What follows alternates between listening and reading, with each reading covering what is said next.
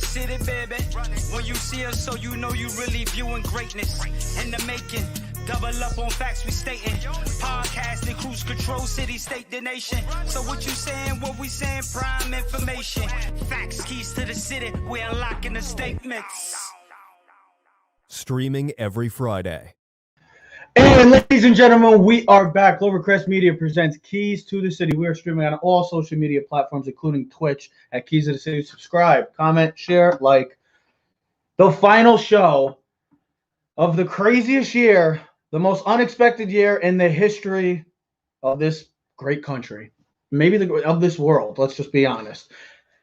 I can't believe it. 2020 is finally coming to an end. So much just unexpected, the madness, the chaos, the craziness.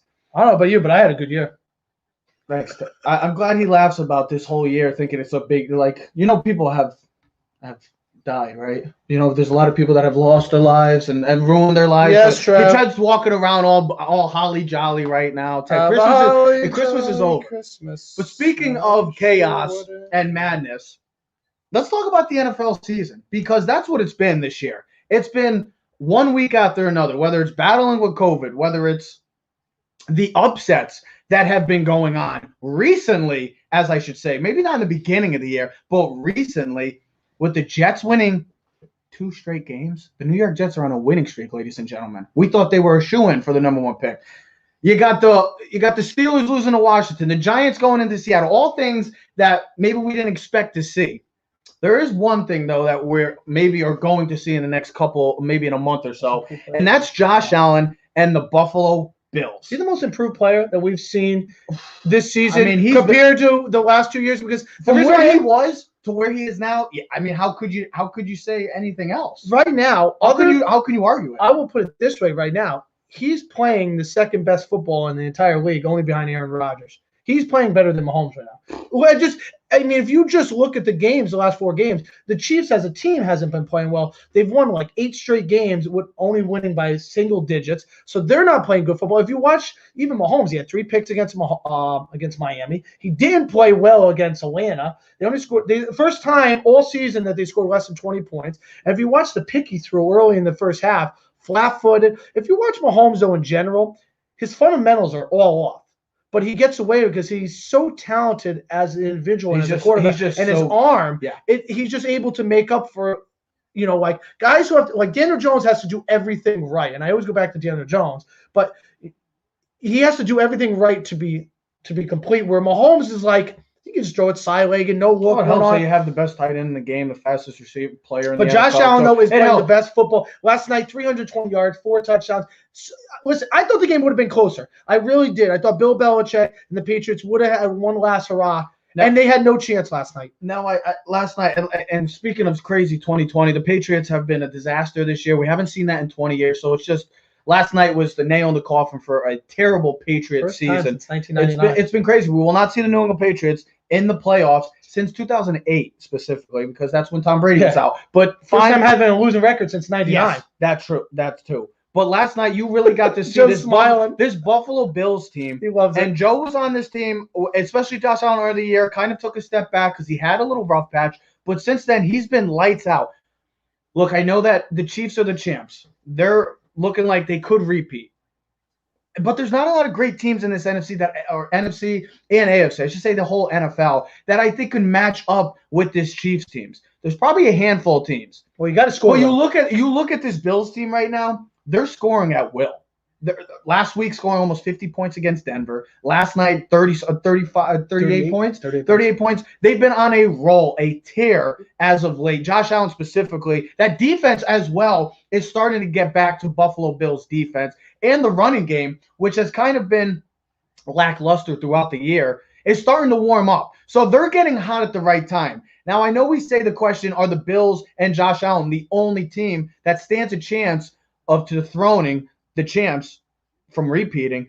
I know you'll probably could say the Packers, maybe the Ravens, because they're getting real hot as of well, too. Maybe the Bucks. But, Joe, let me ask you, are the Bills and Josh Allen the only team that poses a real threat to dethroning the champs from repeating? Well, sure. Look, the way they've been playing for the last 7 weeks, you could argue that the Buffalo Bills are actually a better football team right now than the Kansas City Chiefs. I will say this, though, in watching the Chiefs, they've been winning a lot of close games, kind of getting it done. And I think coming off a Super Bowl win, I think that's great. I think you need that, especially, listen, coming off a Super Bowl victory, the idea of the repeat, you want it to come easy, and of course it never does. I think the fact that you get tested the year after is what allows you the opportunity to repeat, because they're not as good a football team as they were last year. They're just not. And you can see it, but it doesn't matter. They were so much better than everybody else last year that them a step down is still better than everybody except for the Bills. I think the Bills are one team that has caught up. I said something to Trev last night when I got home from work, and I said, no one is playing better football right now in the AFC, and it's a close second. But the Buffalo, after watching last night's game, no one's playing better football than the Buffalo Bills. Truly, I truly believe that. I know their defense is not as good as what it has been the past 2 years, but you know what? It doesn't have to be, because right now your quarterback, other than Aaron Rodgers, is playing the best football in the NFL. And it's not even a close second. He's playing better than Mahomes right now. Overall, you can just watch his entire game. His accuracy, decision-making, ability to run. Plays. I mean, I had this stat right up before this, and this was before last night's game. But since week 9, the Bills are averaging more points than the Kansas City Chiefs. There's a better touchdown to interception ratio. The point differential up until this weekend. Now, this is all before this weekend. Bills were plus 39. Chiefs were only plus 21. And then turnover differential, which we always talk about on the show, especially with the Giants, the Bills were plus 3 and the Chiefs were minus 1. And I think if I add the stats in from this weekend, the Bills would only increase their numbers over the Chiefs. They have played great football. If you take that BS loss against the Arizona Cardinals, they should only have 2 losses. And they should be on like an 8-9 game win streak. Their last loss should be that weird COVID weekend game where they played in a rainy Monday. Chiefs Monday Night Football. Yeah. So there are 2 losses against the Chiefs, which was actually a close game, and it was bad weather, and the Bills didn't play well whatsoever. And then the blowout on Thursday Night Football early in the season against the Tennessee Titans, where they got that was another game that got delayed because of COVID too. That was supposed to be a Thursday. But if you just look overall and you've watched a game of football the past 2 weeks, you could tell that the Bills are playing the best football in the AFC. And I'll tell you, the Chiefs are not even playing the second best football, because you're asking a question. I'll put it to this: there's another team, and I know people are going to disagree with me, and I know he hasn't beaten them. But I don't want to play the Baltimore Ravens right now. They are getting healthy. Lamar is starting to look at where he was last season. Their defense is getting healthier. And here's the thing. You got to understand, guys. Football in general this year has been an up and down season. Even the best teams have up and downs, okay? We looked at the Packers at a point of the season. We're like, they're not playing well. Now you look at the Packers like, they're the best team in the NFC right now. They're gelling. The Ravens right now, they're healthy. All their players are coming back. They have no major injuries. Their offensive line is starting to gel, because remember, they were fluctuating offensive linemen through the season. Lamar, COVID guys, they had 19 guys out. If I had to pick, so the Ravens, you got to watch out, because at any time Lamar might be the most dangerous player in the NFL, other than Mahomes. They're running the football, and they have the defense that at least can match up against the Chiefs, even though they've gotten beat twice. If I had to pick, this is a question not just for the AFC, because I know everybody's talking about the AFC, and this is for the NFL, because you look at this, you look at Josh Allen's progression towards, like we always talk about with this show, we always talk about the quarterbacks and how they've progressed over from year 1 to year 2 to year 3. Well, Sam Darnold's still kind of struggling. Baker Mayfield still has his struggles. Lamar has been starting to heat up, but now you look at Josh Allen, and even Lamar, both of them, I should say, are taking that next step. I know Lamar won the MVP last year, but he had a little rough patch throughout this early on in the season. Look at those two now. Those are the quarterbacks of 2 of maybe the scariest teams in the entire football league right now, not just the AFC. And you still, to me, and I've been saying all year, you still can't count out a team like the Tampa Bay Buccaneers. With that much talent around them, with the quarterback that's leading the helm, you can't count them out. I know Bruce Arians is sometimes an egomaniac at times, but still, you can't take away a team that's that talented defensively and offensively and say, forget about them. They'll be fine. Like, no worry about them. You can't worry about them, because that NFC right now, it looks like, to me, a 2 to 3 team race. I really like what the Packers are doing. Seattle's defense is starting to warm up, and then the Buccaneers. I'm sorry, Joe, and we've had this argument a couple weeks ago with Drew Brees. I cannot get behind the Saints with Drew Brees. I can't. I know they won last week thanks to Alvin Kamara, and that helps. That's a massive help to have a guy score 6 touchdowns. Anytime you could do that with a playmaker like him.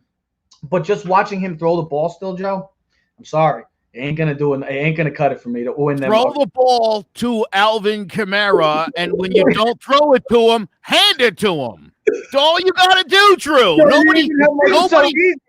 Nobody's looking for him to do anything more than to do the one thing that Taysom Hill couldn't do. Put the ball in Kamara's hands. You do that, and this is what happens. 3 weeks in a row, dude, this kid wasn't getting the ball. He got literally all his touchdowns back in one day. I love that. This is the key to the Saints. Look, we know what Drew Brees is and what he isn't, and whether Taysom Hill is the future there or not remains to be seen. But as long as this guy's the guy, I don't know that Hill's ever going to get a chance. Yeah, because we talked about this multiple times. When Taysom Hill came in, Alvin Kamara's numbers drastically went down. I mean, it wasn't even close to this. I mean, just look at what he did in one game this weekend with Drew Brees compared to what he did in 4 weeks with Taysom Hill. I think he had more yards and more touchdowns in the one game this weekend than he had all with Taysom Hill. And that was without Michael Thomas. So maybe that played in a factor too with the 6 touchdowns, but he did tie Gale Sayers for the 6 touchdowns. Very impressive. Killed me in my fantasy because I was going against Alvin Kamara. I have Alvin Kamara. But, hey, listen, I think if you're looking at the NFC right now, it is a close 4-man race. The Packers are playing great football. And I believe right now Aaron Rodgers is the MVP. And I think when he's playing as good as he's ever played, and that's saying a lot.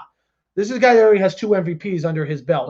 And I think he'll get the 3rd one. But look at this. Okay. I'm going to say one thing I'll end with this.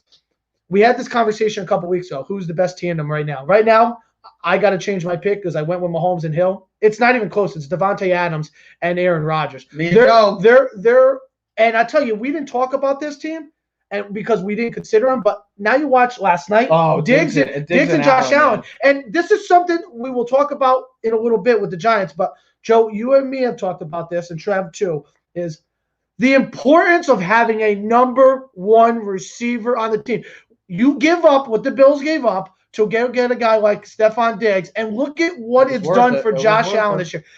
Diggs, how about that offense? Career highs in everything, it seems like this year. I mean, he leads the league in receiving yards and catches, too. It's yards now, too? I believe, yeah. He had a huge game last night. What, 103 touchdowns, 9 catches, and 145 He was a beat. Let me ask you both this question. Your top 5 teams that can beat the Chiefs from repeating. Well, who would be your top 5 teams in the NFL right now? Both of you. Ted, start. Packers 1. Okay. Packers would definitely be my 1. Joe, who would be your 1?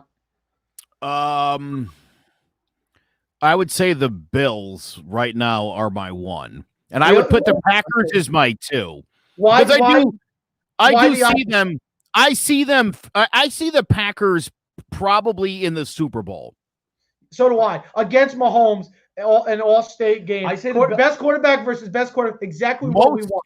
So funny. So I put this, but my spoiler alert here is I think it could very well be Allen and Rodgers.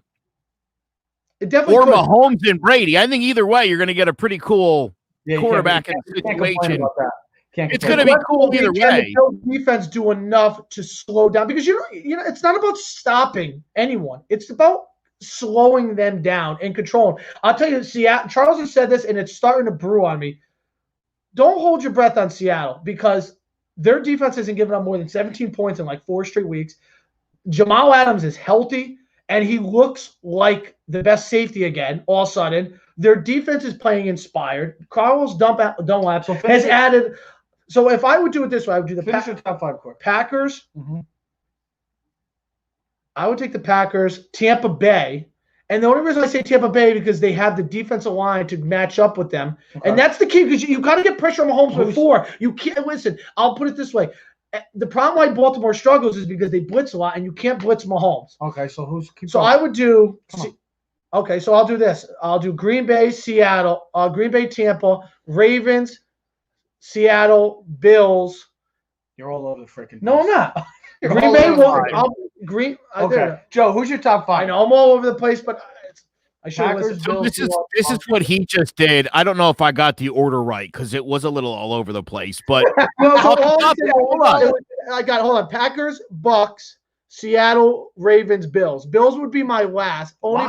Because I think their defense is it's not the worst. Their defense but actually playing better. But I don't think they can develop enough pressure against them where I like the Packers front five, especially with Rashawn Gary and the two Smith brothers, even though I know they're not brothers. Seattle's defense has played much better, and I love Russell Wilson. I think the Bucks can match up with the front four with Shaq Barrett and JPP. And the Ravens, I just think Lamar and the way they can control the ball running the football, you can control the clock and keep Mahomes away. So I'm going to go with the Bills. I'm going to go with the Bucks, go with the Packers, go with the Ravens, and I'll go with the Seattle Seahawks. That's how you do it. I really do like what the Bills are doing. They got the coaching staff. They got the quarterback. They can score with anybody. And in a league that you have to score, especially against the best, at times, most of the time, the best player in the world, Patrick Mahomes, you need to score. This Buffalo team can score because their quarterback's on a roll right now. And it's tough to pick between Josh Allen, Aaron Rodgers, and Patrick Mahomes right now. Honestly, it's tough to pick because all three are playing at another level. Lamar's starting to get hot again. I love the Ravens right now because I see this is what Lamar can do. And they're starting to let Lamar do his thing, but he's also being patient. He's not making bad decisions when he throws the ball. He looked good the other night against the Giants defense that throughout this entire season has confused a lot of quarterbacks. Just go ask Russell Wilson and just go ask Jared Goff. And Tom Brady. Just go ask the Ravens picked the Giants apart last week. And this is it. We're 1 week away from Wild Card Weekend, and most of these teams, with the exception of the Packers, are going to be playing in Wild Card Weekend, and I can't wait for it. It's been a crazy year. There's been a lot of upsets, but you're starting to see these teams like the Packers, Bills, Seahawks, Bucks, Ravens, all starting to get into the right mindset going in the playoffs. One thing I want to bring up, this Chiefs team is going to struggle because I think the loss, and I said it with the Steelers, losing a player like Clyde Edwards-Helaire is going to set back this Chiefs running game. They can't run the football right now. Same as the Steelers. But the Steelers have had when I talked about the Steelers with Devin Bush and losing Bud Dupree, it showed. It started to show. No, but the Steelers can't run the football. And you're fourth and one, you got to pass the ball. He's even in the passing game, he's huge. That's why a guy like Travis Kelce has become so valuable for Patrick Mahomes. Well, I mean, it's true, but it's the running game too. At the end of the day, if you're third and one and fourth and one, you got to line up with four receivers to throw the ball. There's a problem there. I mean, the Steelers showed multiple times that they couldn't run the football, couldn't get 1 yard, and the Chiefs the same thing. They can't get 1 yard running the football. I was very impressed. I was very impressed with the Buffalo Bills last night. And that's huge. Very impressed. You got to be able to control drives and a third and one, fourth and drive to extend drives, to keep the clock going, to keep Mahomes off the field is going to play a factor. Now, I wanted to put the Browns in this conversation because they were playing well, but up until a terrible defeat to the Jets, but mind you, they didn't have their top four receivers. They're playing the best team in New York this weekend. They did. A team that won. They're on a winning streak, the New York Jets. Look out, people. The Jets are coming. But also got to take into consideration, they didn't have their top four weapons at receiver because of COVID. But here's the thing. I got to interrupt. Why are you throwing the ball 53 times? And I'm not trying to. They couldn't run the football. I like what Rex Ryan said. I don't care. You run the football, and if you only get one, you just keep running the football because eventually it'll break. The dam will break. You just keep running the football, and then you set up play action. For Baker Mayfield to have to throw the ball 53 times, I think they had a stat the other day. When he throws the ball over 40 times, he's like 0-9 in the last 2 years. That's probably how most quarterbacks. And then when he throws the ball less than 40 times, they're a winning football team. Like Chubb had 8 carries. Yeah, you can't do what is that? No. Listen. So Chubb had 11 carries. Whatever. One of them was for one was for 16 yards. The other 10 were for a combined 12. Kareem Hunt rushed the ball 4 times for 11 yards. They had 18 carries for 45 yards. They did score both touchdowns on the ground, mind you, but they averaged 2.5 yards per carry. But yeah, Baker throwing the ball 53 times without his best receivers is idiotic. Doesn't make sense. You'd have been better off trying to pound that run, punting the ball, and just keep pounding the Jets until Because you then you don't have eventually the broke them turnovers. down. Then you don't have the 3 fumbles, which end up costing them at the end of the game. Run the football, run the football. I just didn't understand why you were passing heavy. I understand that you found out Friday night after everything of you prepared for that you were losing Jedrick Wills and you were losing 40 receivers. So what do you do if you lose your receivers? You go to the run game. You go to your bread and butter. You go to the thing that got you with 10 wins. I mean, think about it. You have 2 elite running backs in the backfield, and you don't feed them at least 12 to 15 times a game?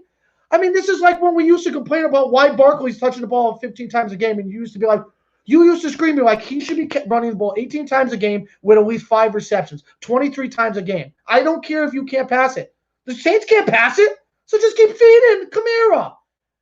Good players make plays, and you control the clock. And you don't let Baker turn the ball over, and you probably win the football game. You gave the Jets 2 short fields, and that's how they scored. Well, again, you're also playing in New York in December. I mean, if the recipe you drew up for success was throwing the ball 53 times, then you were doomed before you even got off the tarmac at JFK. I mean, what a horrible plan. Like you said, 3 fumbles, he lost 2 of them. I don't understand it. But, I mean, look, not for nothing. He was still throwing the ball to Hooper and Jakku and Hunt. And, I mean, Chubb, it's not like he didn't have anybody who could catch the ball. Absolutely. To be fair, I understand his top 4 receivers are out, but his tight ends were there and his running backs were there. So, again, when we talk about Baker Mayfield isn't there to win you a football game. Baker Mayfield's there to make sure you don't lose the football game. It's the same thing I'm looking from Daniel Jones. I don't want Daniel Jones to win me football games. I want him to not lose football games. Yeah, when you're building around a running back, your whole offense is going to run through Nick Chubb or through Saquon Barkley. Your quarterback can't throw the ball 53 times unless you're down 40-0 at the half. There's no other way to do it. It's not a productive winning system. See, I like because I watched the show yesterday and people are like, oh, he's not good enough to win football. No, he is good enough to win football games. But here's the problem everyone has to understand. There's very few quarterbacks in football that can win without a running game. There's like 3 of them. It's like Rodgers, Russell, and Mahomes. No one else. Everyone else needs something to go right. Even the best quarterbacks needed the Steelers when they were great in the 70s and when Big Ben early, they needed to run the football. Listen, teams that win the Super Bowl have to be able to run the football, have to throw the ball, have to play good defense. You don't just win because a quarterback throws the ball 1,000 times a day. It doesn't win that way. You have to be able to be balanced when it matters. When people say Baker is not good enough because he can't, no. And that's why every quarterback, listen, Brady, when Tampa Bay doesn't run the football and they become a one-dimensional team, Tampa Bay's not as good. Just look how good the Packers were the last couple of weeks when Aaron Jones and Dillon were healthy. And that's why I think the Bills are getting right at the right time because they are running the football effectively now. If they could get that running game going with Singletary and Moss, with the way that Josh Allen is playing, better than maybe other than Aaron Rodgers right now, I don't know. The chance of a repeat for the Chiefs doesn't look so certain. Just say that because it's wide open with the Ravens playing hot. And think about that. The Ravens still can win, and they might. They win and they're in. Okay. The Colts. I know there's 6 teams. There's 6 teams that are 10-5 right now that are fighting for the last 2. So this is how it goes. Titans. If the Ravens win, the Browns win, and Miami win, they're all win. The Colts get left out. Yes. If one of those teams loses and the Colts win, they jump them. Well, here's the other thing. If Tennessee loses and the Colts win, the Colts win the division, Tennessee becomes the wild card. So the Colts played Jacksonville. Looks like that should be a win. Miami plays the Bills. That's going to be a tough one. Tennessee plays Houston. And Cleveland plays the Steelers. Which now has Mason Rudolph. Mason Rudolph is starting as the quarterback. So there's going to be a possible 11-win team that's not making the playoffs. And that's crazy to think because they added enough. That's what I'm saying. But right now, the repeat for the Chiefs doesn't look as certain as we thought maybe throughout most of this entire season because you got the play of Josh Allen playing at an MVP-like caliber type quarterback, and you got the Ravens as well that are starting to get hot. And then the NFC, you got Aaron Rodgers being Aaron Rodgers, and you can't forget about Tom Brady and Russell Wilson. Well, hey, listen, that Packer game proved a lot to me. I mean, it's going to be that Packer game, though, proved a lot to me Sunday night because I thought Tennessee – listen, it's snowing, even though I thought the Packers would play to their level. I thought Tennessee would be able to run the football and play much better. They couldn't do squat. I tell you, Tennessee's defense is not good, Joe. No, they were terrible. They're not good, Joe. That's another one of those where, earlier in the year you thought they're good enough. And now you're starting to think that it's going to become real problematic especially against good teams, which is what you'll be facing in the postseason. Because look at all those teams you had listed on that. All those teams are really good. The Colts, listen, I know the Colts have some deficiencies, but they're still a good enough team to get to the Super Bowl maybe. I mean, if Rivers got hot and doesn't turn the ball over at the end of the fourth quarter like he normally does, I mean, that's huge. Thanks, Joe. I didn't write that. You didn't? Is that the mystery man? I didn't do that. No, you didn't do that? Is somebody else? I swear to God. No, I didn't do it. Somebody's sabotaging our show right now. What's going on? The Russians are after us. The Russians are after us, Joe. Could it be?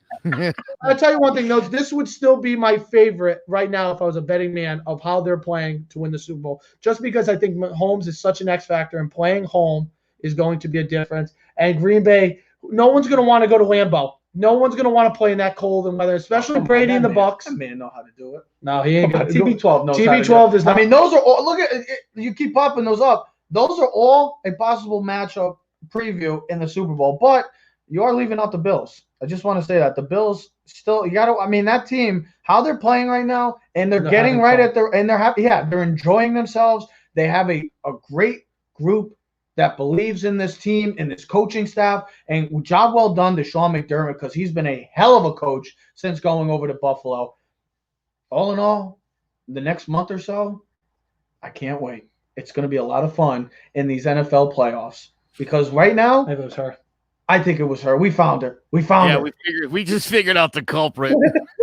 I knew it was her. We're just playing it off. But let's get over to a team that miraculously still has a shot to make the playoffs. Or a top 5 pick. Or a top. Yeah. I don't think top 5. Top I 6. think the highest they can get is 6 or so. 6. Okay. I looked at them. So that's how there's crazy. 5 teams. Sorry to cut you off. No, there's 5 teams that are 5-10. So depending on the losses and everything. Because if Philly wins. So 75% of that NFC East is still available to possibly be playing the Tampa Bay Buccaneers because that's what it all shapes up to be. Whoever wins the Washington-Philly game on Sunday Night Football, Washington, it's very simple. Washington, you win, you're in. Giants, you win, and you need Washington to lose. Dallas, you win, and you need Washington to lose. And you're in the playoffs. And like I've been saying all year, and I'm going to stick with it, that a 6-win team, a team is not going to win more than 6 games in this playoffs. So, does that mean I guess I must be picking the New York Giants to win the NFC East? Because both teams have 6 wins in Washington. But before we get into even that, and we'll talk about that game later in the week, as well as talking the college football playoff. Can't wait for that Friday. Go Buckeyes. Anyways, we're not talking about the game. We're not going to talk about it Friday. We're going to talk about it on Saturday, but I'm just saying go Buckeyes because I am the Ohio State guy, as everybody likes to call me. So let's get into it. The Giants are 60 minutes away from possibly playing in the playoffs or 60 minutes away from figuring out their offseason plan. They still need Philly to win. That's true. They have to just both Dallas and Giants are both rooting for Philly. So we look at the past month, and we were talking about it last night, Joe. Hard to say, Joe. How miraculously this team has fallen off the past 3 weeks when this team was 5-7, and Ted said it last week. And I'm going to believe him. I believe it's fool's gold with this team because we all got really excited about this for that month span. We all got really excited. We felt like the Giants were back. Here we go. And they were getting in the right state of mind, getting ready to maybe take over this NFC East. It was theirs for the taking. And we talked about it. What the hell happened? Did they just turn off the light and just say, we don't really want to play anymore? It's unfathomable that they've literally, when they went on a 4-game winning streak and everybody was on them and people were loving them. And all of a sudden, they start losing. And the way they're losing on top of it, they're not just losing by a 1-possession game. They're losing ugly. They're not playing inspired. They don't look like this Giant team for the past that was playing a month ago. Well, I think their defense is drained a little bit. I think their defense has been drained. I think the offense. We talked about it when watching the game on Sunday, and I was like, I don't know how much more. Past 2 weeks, I haven't finished the Giant game the past 2 weeks. I hate to say that because I'm a diehard Giant. But Well, that's how bad it's been. I finished the game, but what I was going to say is that's how bad it's been. When you looked at the first half, couldn't control the ball. Ravens had the ball for like 90 minutes, not 90 minutes, but 90% of the first half. It was like the Giants had the ball for 5 minutes, and the Ravens had the ball for the whole. The first quarter was like 10 minutes to 5. Yep. Ravens had the ball. You said, wow, the Ravens just had a 7-minute drive. They just had a 9-minute drive. The Giants go for a minute and a half. Then the Giants go 3 and out, and then the Ravens had another 5-minute drive, and the Giants go 3 and out. And that's what I think is the most frustrating thing is when I watch the Giants, there's no life in the offense. There's no excitement in the offense.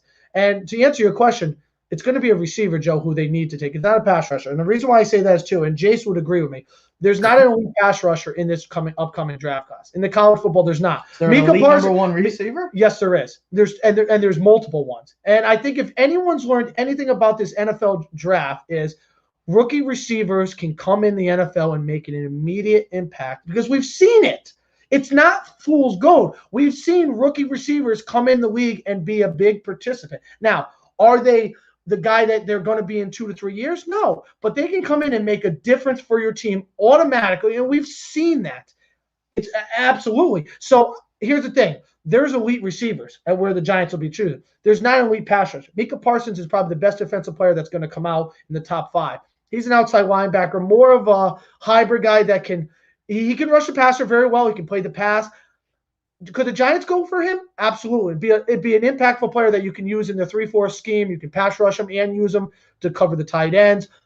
I just think you need to go receiver because if we've learned anything, this defense can get away with who we have right now. And if we get healthy and we get the guys back that are on the injured, I'm going to mess up his name. The kid from Old Dominion. Oh, Shawnee Simmons. And the kid from Georgia that we had. I'm drawing blanks. I should know these names. Okay, take Crowder. But who do we have for I forget. It happens. Who do we have for receivers, right? We talked about this. Who is a Giant receiver? You watch the Baltimore game. We don't have a guy that can break man coverage, press coverage. We don't have a guy that can go open. Darius Slayton can't get open. He's a great down the field. We kind of jumped on him last year because he had such a good season. Like that's going to be our guy. No, he's not a number one, guys. Let's understand that. There's a difference between a number one and a number two, right? There really is a difference. You look at the Bills. They had all these nice receivers, similar to what the Giants had. Then they brought in Stephon Diggs. And then you're like, oh, this is what a number one receiver. Just like Miami, who's going to have a top 3 pick, should go get a number one receiver. If you got a young quarterback, go put pieces around him. That's why I think Joe Burrow has an opportunity to be successful because there's a lot of young, skilled players around him.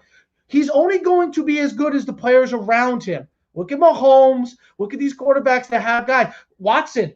They gave away Hopkins. We know what he can do. He automatically uplifts Kyle Murray. Joe? Yeah, a couple points.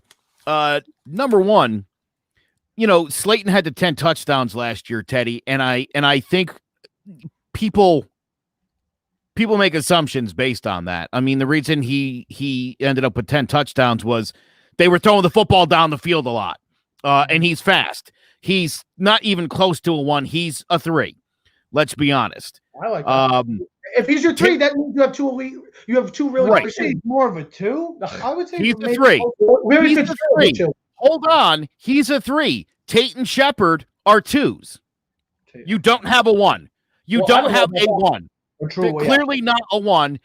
Evan Engram is your go-to receiver. And I won't even bother getting into that because everybody knows he can't hold on to the ball. The other thing was, again, when we talk about that run of Giants games, it wasn't just the 4 wins for me. It was the 4 weeks before where they lost 3 of those games by 6 points. It was an 8-week run that culminated in 4 straight wins, and we were like, oh my God. Again, we said, look, if this team could learn how to win, if the offense can improve, if the defense can get better, and you started to see all those things. I don't think it was fool's gold, and this is what disturbs me the most about it. This team was playing really well. They fired Mark Colombo. They had rushed 3 straight games over 150 yards. They would end up crossing 100 each of the next 2 weeks. The numbers declined each week to the point where last week, the last 3 weeks now, the offensive line is garbage. It went from getting you're seeing, I love this rotation to, absolutely went from being like a B+ to an F. like a bad F, one of those really bad ones where you got like a Twitter video last 80% wrong. It was bad. And I watched the offensive line, and there was a couple plays where Matt Pert, was just like nowhere to be found. He might have well been sitting on the bench because he didn't pass. Thomas has still been playing. He's still been playing, but here's the thing. It's funny. Andrew Thomas has been playing better since Colombo left, at the expense of everybody else. Yeah, that's what's killing me here. It's like I know. Joe Judge brought his buddy in to take over the O-line, and it's clearly whatever this guy's saying to Andrew Thomas, it's working. But as far as the rest of the line's concerned, they've digressed. It's total regression. To the point where I'm not saying fire Joe Judge, but Joe Judge has to be held accountable for this, because this team was playing great football for 8 weeks. Well, that and injury and playing him through that. Misplaying the injury, saying there was no regrets to run him out there, which is such a foolish thing to say, especially when you saw that you screwed him up for the next couple of weeks. He's still not healthy. He wasn't, Joe. He wasn't healthy. And he's still not healthy, and Joe Judge still sticks by every poor thing he's done over the last 4 weeks. That's not going to win anybody over. That's not going to impress anybody. Hey, look, I shouldn't have started Jones. I thought that was our best bet. That was stupid. Tell me that. Tell me what I saw, because I know where you went wrong, bro. Just say it. Yeah. Because he's not running the football, which takes the dynamic of the offense out.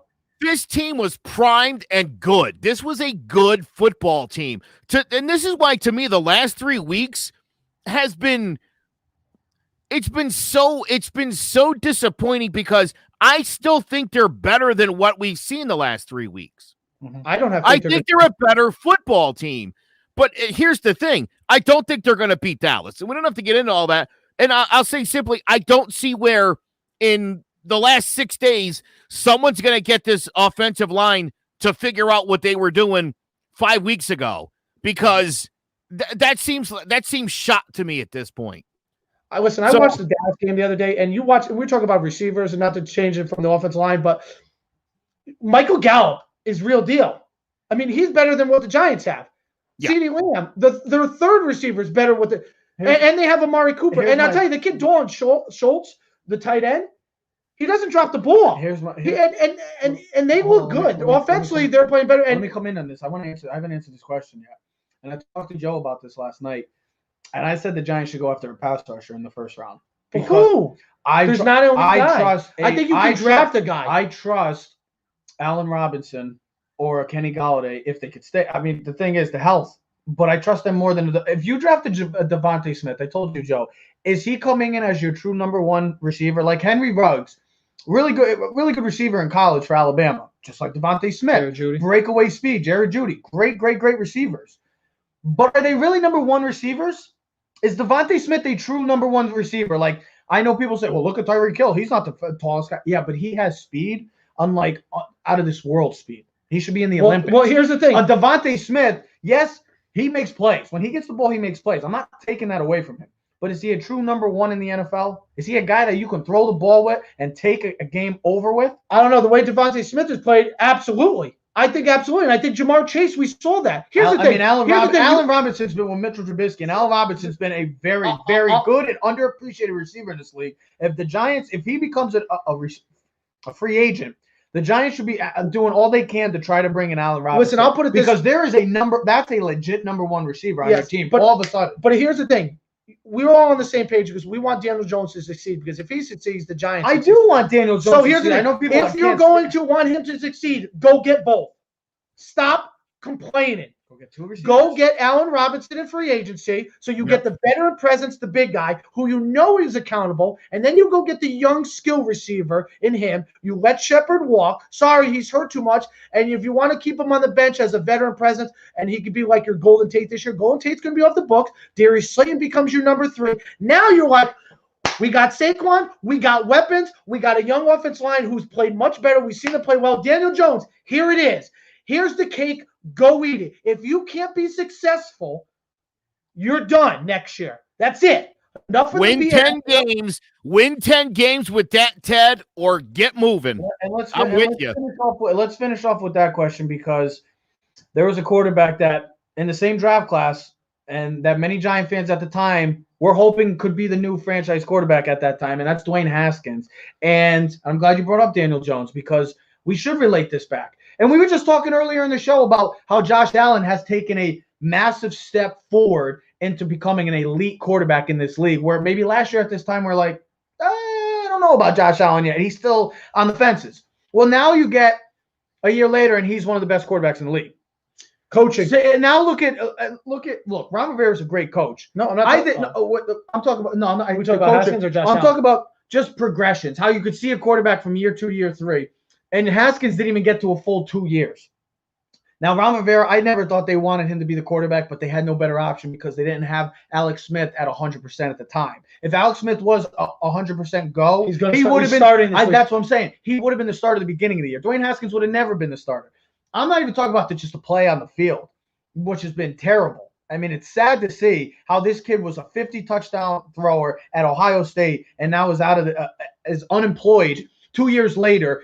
And I'm an Ohio State guy. I root for every Ohio State guy that plays. But the way that he's acted off the field, his biggest memory last year was him taking a selfie after a game that was still going on. And he was worrying about selfieing with fans. And the game was still, we had to play mid-play. Actually, if you actually watch his last 3 games last year, he had the fourth best quarterback rating. So it looked like, so he played well. But then you look at this year. They've given him every opportunity he's had. It literally gave him a starting job, loses it because he sucked, and then gets another chance to win yourself a division title, and you lay an absolute freaking egg, a dud. And on top of it, I didn't even get to last week, he went to the strip club with no mask on, and where you're freaking literally been hearing all over the world, what should you be doing? I'm so funny, Jay said. What should you be doing? Is that a sign? Literally. We'll get into that, Joe, in a second. But literally, you're supposed to be wearing a mask, and he didn't. He went to a strip club, and he just took advantage of being a supposed franchise quarterback. He took that notion of franchise quarterback. You're going to be a franchise quarterback. Got to his head and thought he could do whatever he wants. That's why Jamarcus Russell was out of the league in a short time. That's why Dwayne Haskins may never get another job in the NFL. It's not because of his play. It's because of his play off the field and how he handles his maturity. Well, here's the first thing I do is I fire my girlfriend because she's the idiot that wanted to go to the strip club and posts the video. He has a girlfriend? Yes. It was his girlfriend that wanted to go to the strip club. She's off the team. Second of all, break up with her. If you read the stories last year, this is a guy Happy 2020. that used to show up late to meetings, leave early during. He didn't care. That pisses me off. I'm an Ohio State guy, but I don't need that. That pisses me off. Here's the other thing. To be able to go to a strip club, this wasn't the second violation of COVID that he broke this year. This is the second one. Your head coach is dealing with cancer. He's been fighting cancer all year, getting chemo. How much your team is trying to win and get to the playoffs? How big of an ass do you have to be that selfish? It's very unfortunate that you as yourself can't look at the bigger picture and what's in front of you. So I don't feel bad for guys like this. You know, I saw the things, don't worry, you're 23, get better. Listen, the problem is you're giving the keys to these guys at 22, 23 years old of $1 billion business, and you expect them to act like a 10-year veteran. And not everyone can handle that. And that's the truth. Johnny Manziel, all these other guys. Brian Leaf. Listen, it's hard. It's hard. It's the hardest position to play in professional sports. It's the one that has the most to give you, but the biggest to take away. Because, listen, you look at all these quarterbacks. We've seen this. It's hard enough to be a good player on the field, to produce at a high level. It's another thing to screw up on the out of bounds outside of football. And I think that's what makes it most disappointing, because I watched Booger last night. I don't always agree with Booger McFarland, but he had a great take, and I'm glad it came from him, because I feel like, and I'm not trying to get off topic, but if it came off as a white guy saying it, it would have came off really regular. But he said about these black young kids who have the world by the balls and they screw it up. You have a golden opportunity. You were a first-round draft pick. They're giving you the keys to your car. All you got to do is go to practice, study, do the right thing. Be a leader on and off the field. And you can't do it.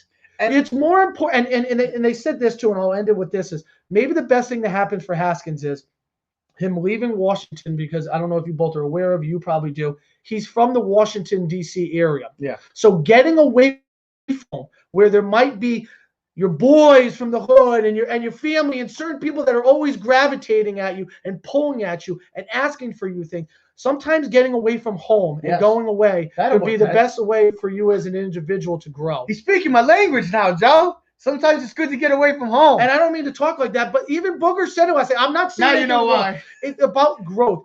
Sometimes they say you got to leave the nest to be able to fly. Now, this is why I brought up Daniel Jones in a sense. Like, we don't have to worry about Daniel Jones's play off the field. Daniel Jones is a model citizen. We get that. Well, he's done his part. He's done fine.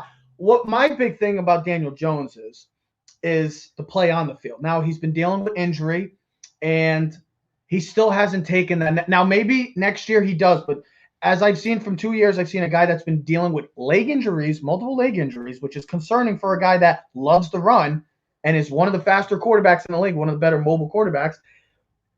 I haven't seen that next step. Now, maybe we will see in year 3. Maybe it's the coordinator. Maybe it's the offensive line. There's a lot of questions that could come back to that point.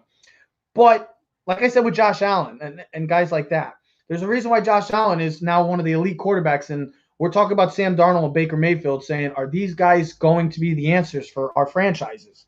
There's a difference. You've seen Josh Allen take that step. Yeah, I need to see, and you said it earlier and why you brought it up, Daniel Jones, you're going to have at least one more year. Whether it's Dave Gettleman or a new GM, I think we can all agree that it's going to be one more year. And if he can't take that next step, then he's going to be gone. He's going to be like Dwayne Haskins, looking for another job. Plain and simple. The only thing I worry about him succeeding with my idea of, hey, go get a receiver and go draft one is, if the Giants end up moving on from Jason Garrett, it'll be his third new offense in 3 years, and we've seen that with Baker Mayfield. It's about what is the word? Unity. About keeping the same thing going. Joe, you probably consistency. You need consistency. Yeah. You need the same. If Aaron Rodgers had a new offense every season, how good would he be? Yeah. And it shows. I still think he would be. Really He'd be good, but not as good. Look at what he's done since Matt LaFleur has been. Last year he was great too. No, his numbers. I know. His numbers weren't like, oh my god. But he also, you see what he has done with Matt LaFleur, and Matt LaFleur. That's progression. I understand that, Jace, but he hasn't taken the next step to a level that I feel like, okay, this is the guy that I'm going to rely for the next 15 years and say, this is it. This is our guy, and I'm confident with it. Congratulations, he hasn't fumbled. That's what quarterbacks aren't supposed to do. They're supposed to hold on to the freaking ball. I need progression to see, can he make great throws? And I know his receiving core stinks. It's not a great receiving core. I understand that. He doesn't have Saquon. I know all the reasons for him to. So that's why next year is even more important. That's why next year is the main year. And if he doesn't pan out, then he'll be just like Dwayne Haskins, out on his rear end looking for a new job. Well, it won't be Dwayne Haskins. He'll be like a guy where Sam Darnold. They'll probably move on from him and trade him for some pieces. That's what I'm saying. I think what I've seen of Daniel Jones, given the lack of Saquon, given the fact that Ingram can't hold on to a ball, that the offensive line's a disaster. Bad offensive line. Yep. I've seen enough to that. I feel a year 3 is warranted, and I feel a year 3 with some weapons around him, like you said, Teddy. If you go out and get him a number 1 receiver with the defense you already have, getting Saquon back, this guy can't win 10 games and win a division, then he's not your guy. Then he's not your guy. And him and Gettleman, I believe, will go out the door together if that be the case. I don't think Dave Gettleman will be let go after this season. I think they're going to give him you got your quarterbacks in year 3. You're tied with him. Well, did you see what I said? It's if he wins some games, we make the postseason. You stay, he stays. If not, bye, and you go on. That thing I sent you both in. Did you see that little tweet I sent you? Yeah. So the first and the third. Okay, never mind. Go ahead. Was it Zach Wilson's thing? No, it never was any of that at all. I thought that was the thing you were talking about. So it was the Colts. Do you remember the Colts and the Browns were in between the Giants in the 2018 draft? Both teams are 10-5 right now. The Giants are 5-10. There you go.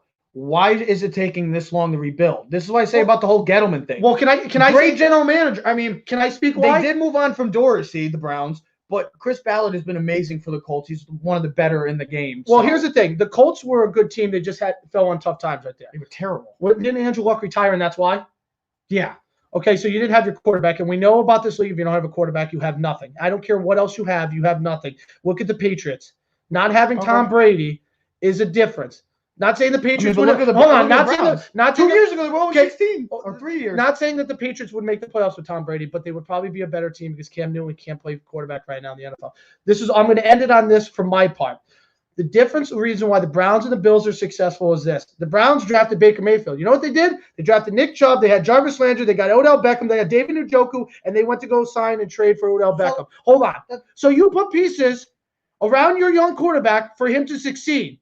You didn't do what the Jets did and go, good luck throwing to St. Mary's in the Blind and the Jehovah's Witness and this guy and that guy. You got no one to throw to. And you got no offense line. And you got no running back. You have Frank Gore in 17th year. And then you look at Josh Allen. They went to go get John Brown. They went to go get Stephon Diggs. They drafted Zach Moss. They drafted Devin Singletary. They gave him an offensive line. They got great coaching. And you're like, oh, how does that guy get better? I don't know. Maybe because he's got good pieces around him.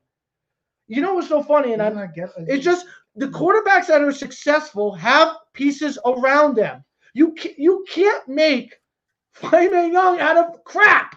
I don't even have the right one. You can't make it out of chopped liver. Look, I know that Gettleman has made some very nice moves. I'm not going to. Kyle Murray, they went to go get DeAndre Hopkins. All I'm trying to say is just go get him a weapon. Give him an opportunity to grow. Daniel Jones is going to have one more year. Dave Gettleman, we'll see. I don't know Joe, I don't know if Dave Gettleman's. Yes, he will get one more. Because 100%, I should say. I think because he's tied to Daniel Jones, they're going to give him. So if Daniel Jones busts next year, then I think Dave Gettleman, because they're going to be like. How about his first pick? Saquon. Well, so real quick, here's the thing. Say you fire Gettleman, you want to bring in Louis Riddick. I don't believe Riddick is a fan of Daniel Jones. No. So how does he go into that meeting with the Maras as maybe their number one target, and he's like, yeah, I want Jones out of here? How is that going to start? I mean, it's similar to it would definitely hurt. It would definitely hurt if you're the next GM. If you fire Gettleman, you got to run with Jones next year. That's what we're doing. If you're playing, you're like, I want this Giants job, and I'm going to get this quarterback, and they're like, you got to get Jones. I mean, already everything you're setting out to do, your plan is out the window already. At least year one is. So it makes the job less appealing to quality candidates. So to me, that hurts. As long as you're committed to Jones for next year, I think you got to keep Dave Gettleman around for the one more year. I think they're tied together. I think they stay together or they go together after next season. I think it's as simple as that. And just you think it's a pair? You think it's a pair no matter what? They stay together. I do. Okay. I do. And I'll tell you what, I think if they beat Dallas this week, I think he's an absolute shoo-in to come back. The bigger question be then with the Giants, and we talked about it before we close up the show, is the bigger question, do they keep Garrett? Because you mentioned it earlier. You have to almost keep Garrett because you don't want to have another offensive coordinator again running a new system. Can I just Joe? Hold on. Where you're in a situation with the Giants that you're going into year 3. This is the biggest year of Daniel Jones and the New York Giants franchise in a while, because you have to figure out if this is going to be your guy. Would you really want to have maybe another step back in the sense of, let's go get another offensive coordinator? Guess what? Now we got to implement their offense, and that's another offense that he has to understand. The only thing, 3 offense, like you said, Joe. One of you guys said it. You both said it. That's 3 straight new offensive coordinators, and 3 straight new offenses that they have to learn. And especially in a year that is going to be pretty much like a deal breaker situation, a do or die situation for him. Is it fair to say Jason Garrett's not getting any coaching opportunities this offseason? I don't see him getting a coaching. Here's the thing. I agree with that. He might just because of the name. No, he's not going to get a coaching opportunity because he hasn't proved anything with the Giants offense that he's deserving of anything, and he's not getting a coaching job. So here's the thing. And I at first, my first thought when Trev asked this question was like, no, we should go get an offensive mind, but we want to keep consistency. How about this? You give Jason Garrett another try. Because here's the thing. If you do what I said and you go get a guy like Allen Robinson and then you happen to draft a receiver first or second round because you wanted to get the pass rusher in the first round, fine. And a healthy Saquon. Let's see how Jason Garrett calls plays next year when you have Saquon and Allen Robinson and a receiver and Ingram. Let's see how that offense looks. Now, if he's still poor, having bad play calls, and we're not scoring more than 17 points again, then he's out the door by week 6. Maybe we're just being too hard. Because here's the thing. Maybe we're just being too harsh at this offense with the lackluster talent around this team. But that is true, because here's the thing: if you don't have the personnel around you, doesn't matter. Your offensive line and you have to curtail your offense in a little bit. Mm-hmm. It's no different than high school football, people. If your best running back or player is not on the field, you have to make it simplified. You have to do different things. If you don't have your starting quarterback, you don't run the same plays that you do every week in and week out.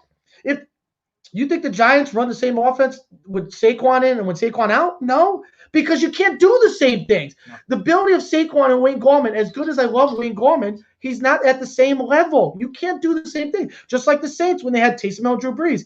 They didn't run the same offense as Drew Brees. So in that case, you got to go to what your strengths are. So it was basic runs, play actions, and short passing game, because that's what you have, and you can only do what you have. So I say you keep Jason Garrett, you run with it again. Yeah. Let's see what his play calling looks like when he has a healthy Saquon, another year with the offensive line. You have a receiver, number one receiver, with a couple good pieces that are surrounded, and let's see if we can make a great dinner out of it. You want Daniel Jones to succeed, right, Joe? You want him to be the franchise quarterback. My thing is that you have to keep Garrett, because if you don't and you find another offensive coordinator, it's just going to add more confusion to a guy that's already thinking about, don't know if they're 100% all in on Daniel Jones as the quarterback. I know it sounds crazy, but if you're going to keep Gettleman, you're keeping DJ, you have to keep Garrett and give it a full try with a full. If Garrett wants to stay, I think he will. Why wouldn't? And if you're getting a full healthy team, plus if you make some moves in the offseason in the draft, this could be a completely different looking offense next year. So if you're going to stick with those two, you got to stick with Garrett, because he's been limited just like Daniel Jones, and this team has been limited offensively because of the lackluster talent around him, especially losing Barkley. What about Freddie Kitchens running Jason Garrett's playbook? He won't run the same, but he'll run his own, but it could be a possibility. He did well with Baker, and that's what he got. I mean, again, I would assume everybody on offense has the terminology down for this offense. I think even if you were to take some of Kitchens' plays and just run them under the terminology of the Garrett playbook, just so that you're saying the same stuff, again, they'll do what they're going to do. There was two other points I wanted to make in here. The Giants have had 3 games this season with a receiver over 100 yards. Wait, say that again? I apologize. Say that again? The Giants have had 3 games this year where one of their receivers cracked 100 yards. You want to say that again? Now I'm being funny, but that's sad. I think one of them was in week. Was one of them in? Yes, and I mean, this is 2020 NFL. I think it was Slayton. Get a big touch. Slayton twice, Ingram once. That's all it's been this year. I mean, like a week or two ago. Yeah, Ingram had the 129. Yeah. I mean, that's pathetic. I mean, my God, it's 2020 in the NFL. This is, but again, and I don't want to beat this drum because I've beaten it a whole bunch of times. But they're 5-10.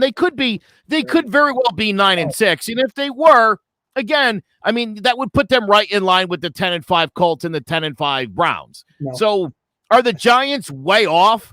Are the Giants 2-14? No, I mean, things could certainly be worse. Joe, I'll just add to the list of this. And now I sent you. The Giants in their 3-game losing streak are averaging 8.7 points per game. Right. And again, this is why we talked, Ted, for the last 3 weeks. I said all the pressure's on the offense because, look, the offense came in averaging, 13 points per game? No, I think it was like 12. No, it was 17. 17 was because I thought it was 17. Wait, they were scoring 17 points a game. And the average, no, I think the average was right around 12. I think like you just said. Game, Joe. Was it 12? I think it was like 12.6 to be exact. 12 point. I was going to say 12.7, 12.6, something like that. It's a pathetic number. The idea they've averaged 8. I mean, it's like, how could you get any worse? How could you get any worse? Jesus Christ! How is that possible? I know. Hey, guess what? By default, you think it's 10 points a game. You should get Joe. Meanwhile, we're arguing, we're freaking out over here about how bad this offense been. They still have a chance to win the NFC East. Just remember that. Let's go Philly. Hey, listen, not for nothing, but I hate Philly. Let's go Philly. You can trash the NFC East all you want as far as the way this division's played out, but I'll tell you what, I mean, everybody in this division has beaten a good team. Well, yeah, if you put them together, they're a hell of a team. You put them all together. I mean, I hate to say that, but yeah, who's the starting quarterback in the NFC East? Well, it's not Dwayne Haskins. I know that. Well, we're not starting Haskins. Are we starting Jalen? Are we starting DJ? Are we starting Andy Dalton? I'm starting Andy Dalton. Or Alex Smith, since he'll be back. I'm taking Andy Dalton with the Dallas receivers. I'm probably taking Washington's defensive line, though. You could put together a pretty decent. I'll take the Giants secondary. I'll take the Giants. I think pound for pound, there's so much great talent in the NFC East. But it's not put together. It's not put together. Yeah, unfortunately, as specifically broken down units, no, they're awful. Who's the head coach? Which is shocking. Who's the head coach in the NFC? Who would be the head coach in the NFC East? I'm going Judge. No, Rivera. I'll go Judge because I think he's a Doug Peterson won a Super Bowl. I don't trust Doug Peterson. Joe Judge is with the Patriots. And McCarthy's out. And McCarthy's just done. We're not even giving McCarthy a chance. Yeah, geez. Yeah, if you put all the NFC East together, they make a really good team, Joe. Yeah. I think it'd be a great all-star team. You know, they could definitely compete with all the other divisions. Washington's defense. Whose offensive line we taking? Because all offensive lines have been terrible. Not the Giants, I know that. Not Phillies and not Washington's, and neither is Dallas's. That's what we're running 7-on-7. Are we taking the Giants? Wait, maybe we could piecemeal the line together. Oh, man. All in all, I know we've been bashing the Giants, and we kind of been saying what the hell's been going on. It's not bashing, it's because we want them to be successful and great. Oh, Joe left. I want Joe to come back. Don't worry about it. Joe, come back. It's okay, Joe. You could come back. What is this, like Titanic? No, this is the last show of 2020. He's got to finish it out with us. Jack, come back. Yeah, no, sorry. My finger, I stuck my finger out the wrong button. But this is it, Joe. I wanted to do one more thing about. I know the one more thing. With the Italians, listen, I couldn't work this in earlier. You were talking about Lamar Jackson. Yeah, okay. That's what I'm talking about the Ravens. Lamar Jackson's gone 5 straight weeks with less than 20 completions, including twice where he's only had 11. He's also had 440 yards and 4 touchdowns on his feet in those games. They're playing to his strengths again. Do you see his this is what I'm going to say. Listen, I don't want Baker Mayfield throwing the ball 50 times. I don't want Daniel Jones throwing the ball 50 times. You could throw the ball 20 times with a quarterback that can run and hand the ball off to running backs, and you can win football games and put up 40 points because I've seen it. Just because it's not Aaron Rodgers and Patrick Mahomes doesn't mean it's a bad thing. Here's the thing: he's like 30-5, and if you take the Chiefs away, he's like 30-2, bro. He wins football games. I know he hasn't got to a Super Bowl. It's only like year 3 as a starter. 27-7. So and you got to play to his strengths. He is what he is. He's a running quarterback that has the ability to throw, play action. They run the football. Let him do what he does. And make plays with his legs. What he's doing. He's the most athletic quarterback to ever step foot in the NFL. So. He's dangerous. And, Joe, you know what I told Trevor the other day? And I didn't take a picture of it, and they did it during the Giant game. You were watching the Giant game. I believe the stat was he had 44. He has 45 touchdowns in the red zone with no picks. No picks. And I said, that's what I care about as a quarterback. When we talk numbers and everyone's like, when you watch football, what does he do when it matters most? He doesn't turn the ball over in the red zone. Just like Josh Allen. You get touchdowns or you get field goals because you have the best kicker in football. So that's huge. That's an important key. You work so hard to get to the red zone to capitalize on points. You don't screw it up. That's important to me as a coach, as a fan. What does my quarterback do in the most important times? How does he play in the 2-minute drill? How does he do in the red zone? How does he play in the fourth quarter? If all those 3 things are well, he should be a good enough quarterback to win games and get you to a Super Bowl. And he wins. That's it. He wins. As Derek said, you got to win in this league. To be successful and to keep your job, you need to win. And Baltimore does, and the Giants have a chance. Keep doing it. Win, baby. D-Way said win, baby. Just win. That's all you got to do. He's a huge Titan fan. But nothing wrong. Shoot quarterback Harris. You want to keep going with this? No, we're done. Just for a second, I think this is so stupid. I really do. I mean, to suggest that.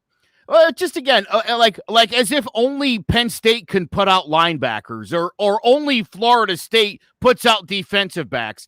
I mean, the guys that they've had at Ohio State have been good quarterbacks for Ohio State's offense. Mm-hmm.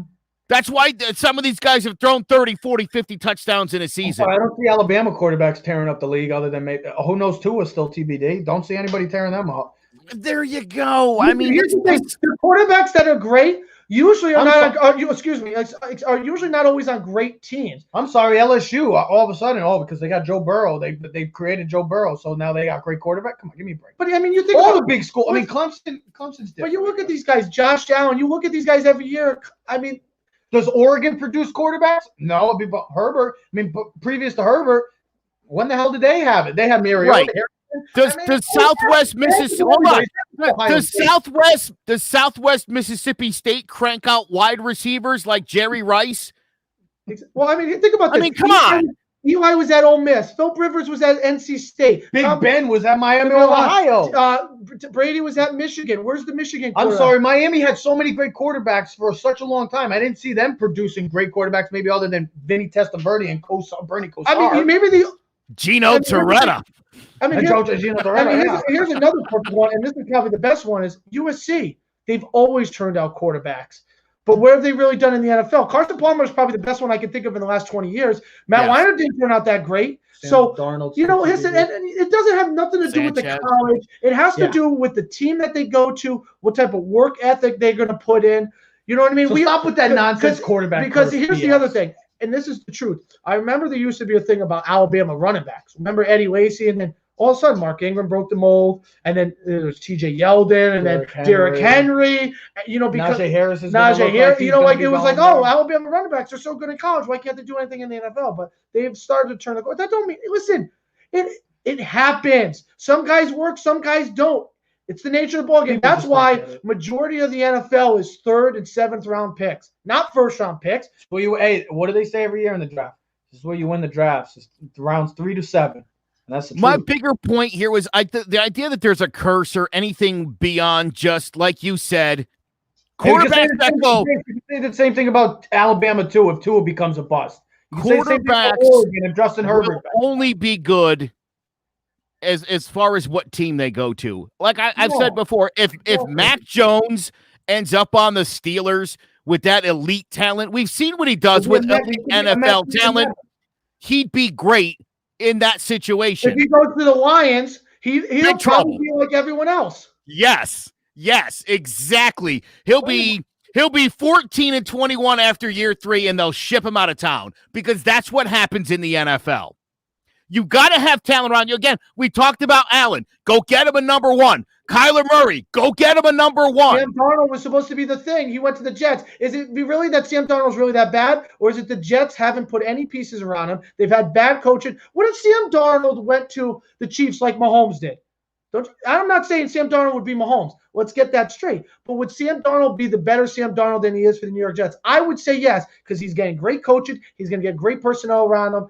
And he's going to a good organization that knows how to grow their players. That's what it's about. Plain and simple. I'll end it on this. I heard a talk show this morning. They were talking about, if Mahomes went to the Bears, he'd be so. And the guy was like, "Stop!" It's like what we talk about. We talk about that all the time. Mahomes would be great, but where you go, it makes a big difference. There have been 12 Ohio State quarterbacks drafted since 1980. 12! It's not a curse. I mean, GMs have to wake up and be like, this isn't working out. It doesn't translate. I don't need to see it like 12 times to know that. It's not a curse. That's a dumb thing to say. No curses. I guess the Jets should not draft Justin Fields. Let someone else. So when he goes to that team that you don't expect him to, and he succeeds, because I listened to a show, they said the Jets should take Justin Fields. Attaboy, D-Way. That's my man who played college football, D-Way. He could fly, Joe, back in the day. 4.4 speed, man. Lightning. So, like I just said, with the whole speed. So Alabama Yeah, has a teacher. curse for quarterbacks, and USC must have a curse for quarterbacks too because they don't produce anybody. But all of a sudden, I like that take. Hold on. Sam Darnold would do well for the Washington Redskins with Terry With McLaurin Florida, and would have pieces around him. And I trust Ron Rivera absolutely. All I'm trying to say is there's no curse on Ohio State. Stop with this curse, please, people. Stop. Oregon didn't produce any great quarterbacks. USC, all the great colleges didn't produce. Give me a freaking break. Just stop. Go do something else with your life. My God, everybody wants to. You want to keep. You better hope to God that Ohio State doesn't win on Friday night. Get over this. Oh, shut up, Ted. Your team is going to get their asses kicked tomorrow. Sure, not half the team's not playing. Roll Boomer Listen, Sooner, baby. There's no magic. There's no curses. God's not picking teams here. Stop that. Came from the quarterback thing in Texas Tech, I guess. Yeah, because they produce quarterbacks too, Texas Tech. Let's not talk about them because Patrick Mahomes. If anything, the only team that can really say that they're gelling right now in quarterbacks is looks like Clemson. They produce Watson. Clemson. They got Lawrence, and this kid DJ Ugoyea is probably going to do really well too eventually. Call it Mel. Oh, you guys teach these. Tell your boys to relax, Joe. Good night, Joe. Joe, hold on. Say goodnight. Say goodnight, Kevin. Good night, Kevin. Good night, Kevin. No, Joe, this is it. The last episode of 2020. Anything you'd like to say before you wrap it up, quick? Yeah, I'm finally glad I got my sweatshirt. I've been waiting since 2019 for it. Hey, you've been quarantining in life, baby. That is true. I appreciate finally getting it. Look, I think this year of all years, with people locked down in quarantine and then people out of work, I think it's been easier to overanalyze everything. And when we don't have, you remember when sports came back, we had baseball, basketball, and football all at the same time, and it was overwhelming. Yeah. And then it all stopped, and it was just football on the weekends, and it was like, oh no, was bowling on or darts or anything? So I think what this has led to is people just trying to overanalyze things, whether it be college football in Coastal Carolina or whether it be, who's the best quarterback. We get a little crazy because let's be honest, this year has kind of sucked. Kind of. I mean, it's all right. Big time sucked. Although some of us are crushing the quarantine and enjoying it. The last 7 months have been good for me. Yeah, other than being single, it's been the single life has been good. So, Joe, did you see the comment D-Way gave you? Yeah, D-Way said Joe Primetime. Get him, Joe. Joey Primetime. Joe, what do you think about that nickname, Joey Primetime? I like this guy. Yeah, I'll take Joe Primetime. I got no problem with that. All I gotta say about this year, this one last thing, just be thankful because we can't take our life for granted because you just never know what can happen. Lose a loved one just like that. We've seen so many people in our family and families around us that are close to us.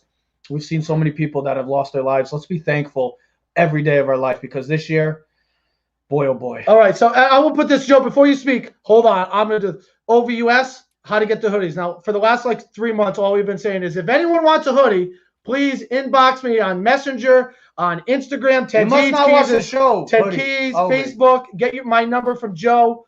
Listen, if you want a hoodie, they come in black like this or what Joe's wearing or in blue, but the logo will be better. This was the original sample from 2 years ago. We had it blown up much bigger. It looks like this, but in blue. Those are the two hoodies. They're $30 a hoodie. You inbox me. You tell me what color and what size you want. And we'll get They're normal size hoodies, so they're not going to run small or big. If you're an XL, you're an XL. If you're a large, this is a 2X, and I love it. Joe gave us a good review. They're very comfortable. They got a gray interior. And dude, I'm telling you, if I may just for a minute and plug you, I mean, I honest to God, I haven't taken this off since I got it. You haven't showered since. And I'm embarrassed to admit I got it like 4 days ago. And I mean, it is, dude, it's super soft. I mean, too, and I love it. I really do. And I'm not just saying that. I really do love it. And I can't take this stupid thing off. Actually, one of my guys at work the other day, one of the guys, he's like, yo, where you gotta get one of those hoodies from? And I was like, one of mine. He's like, yeah, if you want one, message us. I've been saying it. We've been saying it for some time now. I'll tell you something. Message us, please. And I talked to Mom this morning. She said Aunt Mary's, who we got the pink one, Joe. We got the all pink with the white lettering for breast cancer month in October. You know, we have those too. I mean, I know it's late now, but if you're thinking about a gift for next year's Christmas, you want a pink hoodie, get ahead of the schedule. We can do it. We can do it for you, and eventually we'll have more T-shirts and polos coming out in early spring, probably in like 2 months. So yeah, talk to Ted. Just let me know. I can hurry up and put them in, and you're not gonna want to talk to me. And I probably can get them to you by the end of the month. I'll be thousands of miles. So away. Just let me know. Before I go, I'll give you my last thought. One more thing. My one more thing. For 2020 and beyond. On one of my other podcasts, I'll piss you off shortly. I have what I call the one commandment. And I think everybody should take this and live by it. You ready? Sorry for being crass. Don't be a dick. I think if you could avoid being a dick whenever possible in the future, wherever there's a situation where you could be a dick or not be a dick, opt for not being a dick. In every situation, I promise you, your life will change. The people around you will change and treat you and see you differently. Simple as that. And this isn't a right or left thing. This is everybody. Yeah. Don't be a dick. If you don't want people to do something to you, don't do it to them. I think if we all stop worrying about what everybody else is up to and work on our own house and work on ourselves and make sure we're the best person we can be, everybody going to be all right. Absolutely. Happy New Year, everybody. That was a good way to end it. That was your good one thing. Ladies and gentlemen, My last big thing. that was the final episode of 2020. Joseph, thank you for ending that way. Like I said, we will be back next year on Saturday to recap the college football playoff and preview. Well, I know it's next year. It's crazy to think. But we'll also talk about Week 17, a huge Week 17. Huge. So many playoff implications happening on Sunday. Cannot wait for this weekend of football around. Like I said, everybody be safe. Enjoy your new year. Please be thankful for what you got. It's been a wonderful year for us as a sense of Keys to the City. Let's hope that 2021 is better for everyone. Better than everything. Bigger and better because, well, to be honest, everybody needs it after this year. Ladies and gentlemen, we are streaming on all social media platforms, including Twitch at Keys to the City. So subscribe, comment, share, like. Apple, Google, Spotify. Yeah, Spotify, all the fun stuff. Ladies and gentlemen, Clovercrest Media presents Keys to the City. We are out. See you next time. Yeah. Keys to the city, baby. When you see us, so you know you really viewing greatness. In the making, double up on facts we stating. Oh, we're live. We're back.